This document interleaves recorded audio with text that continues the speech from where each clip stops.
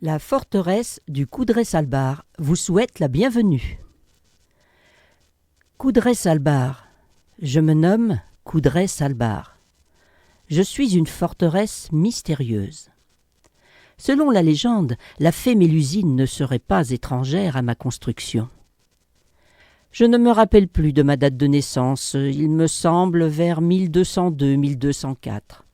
Mes propriétaires, les seigneurs de Parthenay l'archevêque, après avoir touché des subsides du roi d'Angleterre, entreprennent ma construction sur un éperon rocheux en limite sud de leur domaine, sur la rive droite de la Sèvre niortaise. Le long de ce fleuve, à leur voie commerciale longeant la plaine de Niort, vivent à l'est et à l'ouest de lointains cousins des Parthenay l'archevêque, les seigneurs de Lusignan. Cette puissante famille donna des rois de Jérusalem et de Chypre. De nombreux retournements d'alliance avec leurs voisins ont certainement incité mes propriétaires à me bâtir par prudence. À ma naissance, je ne suis qu'un petit château fort, doté de quelques tours et d'un fossé au nord. Mais j'ai vite grandi vers le nord et vers l'ouest. Les architectes et les tâcherons ont redoublé d'ardeur pour me faire grandir et grossir. Afin d'éviter que l'on m'attaque, ils bâtissent d'abord une enceinte renforcée de 6 tours, sans utiliser d'échafaudage.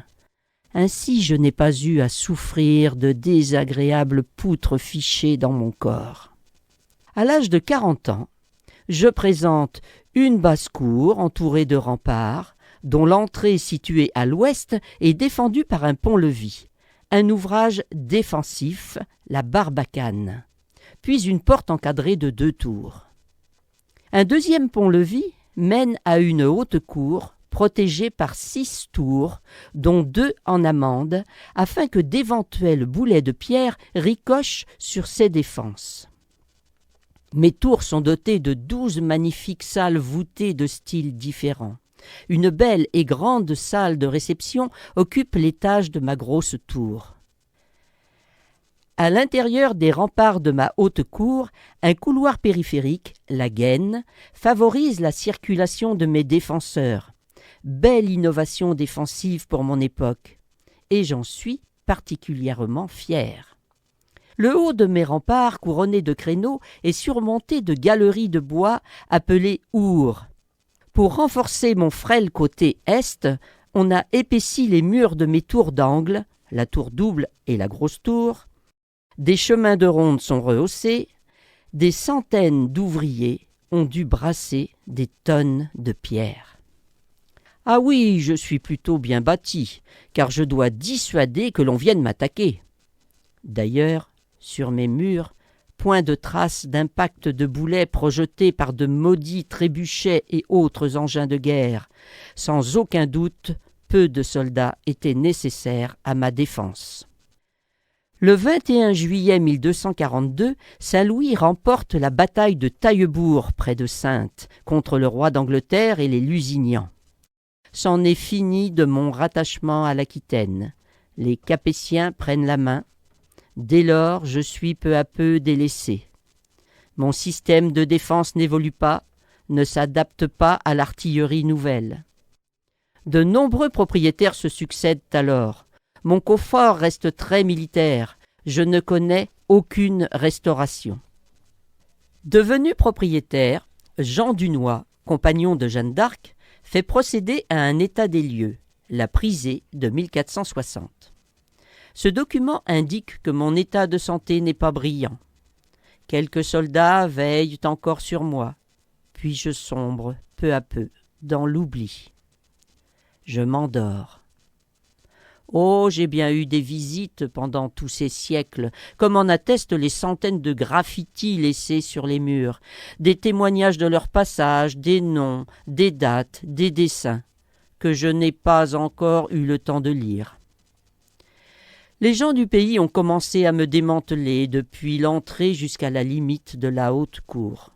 Suis-je devenu une carrière de pierre ? Un peu de moi existe encore dans les villages alentours. Je ne me souviens plus quand tout cela est arrivé. Je dormais tellement profondément, je me souviens avoir eu très chaud lors de l'incendie des bâtiments et des structures en bois adossées aux murs de la haute cour.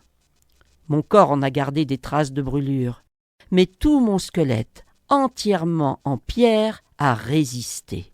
Heureusement qu'ils m'ont conçu avec des voûtes de pierre et non des planchers de bois. La végétation m'envahit peu à peu. Une photo prise dans les années 1950 me montre hirsute, broussailleuse et peu séduisante. Heureusement, en 1952, je suis protégé par un classement aux monuments historiques. Depuis le 16 février 1961, les amis du château du Coudray-Salbar veillent sur moi afin de panser mes plaies. Ils enchaînent les travaux de dévégétalisation et de restauration. Ces travaux, véritable chirurgie esthétique, s'amplifient avec mon adoption par la communauté d'agglomération du Niortais, suite au don de mon ancien propriétaire, le comte Pierre du Dresnay. Fini les lierres, les arbres qui me dévorent, les grands travaux se succèdent régulièrement. Hélas, je ne serai jamais plus comme avant. Aujourd'hui, aucun plan, aucun écrit datant de mon adolescence n'ont été trouvés. Je ne sais si j'avais des frères, mais beaucoup de mes cousins ont disparu. Serais-je le seul témoin de ce début du XIIIe siècle ? On me dit unique en Europe par mon état de conservation et la présence sur un même lieu de tant d'éléments remarquables. Je suis un catalogue de l'architecture du début du XIIIe siècle. Je reçois de plus en plus de visiteurs accueillis par les amis du château du Coudray-Salbar qui organisent des fêtes dans mes cours et mes salles et veillent à amuser petits et grands. Je suis fier de ma récente renommée qui attire de nombreux visiteurs européens, mais aussi de contrées plus lointaines. Je vous souhaite une bonne visite. Mais à propos, peut-être aurez-vous la chance d'apercevoir Mélusine.